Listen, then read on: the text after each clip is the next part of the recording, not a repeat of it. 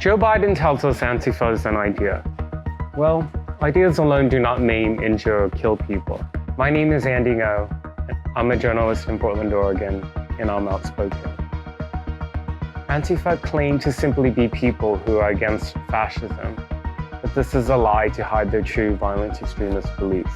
Antifa is a worldwide movement of terrorists and those who support terrorism. They organize into collectives, groups, and cells with the singular focus of bringing about anarchy and communism by any means necessary. That means using violence. How do I know? They hunted me down and beat me so severely last year that my brain bled. Antifa have existed on the fringes of the far left for decades, but they've now moved into the mainstream with the help of Democrats who foolishly believe they're actually anti-fascists.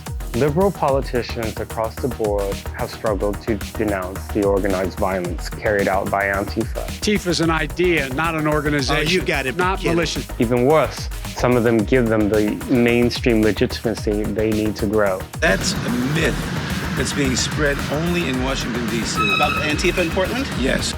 Keith Ellison, the former deputy chairman for the Democrat Party and the current attorney general for the state of Minnesota, proudly shared a selfie holding Mark Bray's Antifa handbook. Proceeds from that book actually go toward the International Antifa Defense Fund. If that wasn't bad enough, his son, Jeremiah, who serves on the Minneapolis City Council, publicly declared his support for Antifa during the height of the riots that convulsed that city in May. The response from politicians like Kamala Harris and other Democrats was to promote the $35 million bail fund for rioters and those accused of violent crimes. Further, when I spoke at a Senate hearing on Antifa violence this past summer, Hawaii Democrat Senator Mazie Hirono stormed out of the room. You're welcome to say something negative about Antifa right now. I think that I've covered the subject quite well.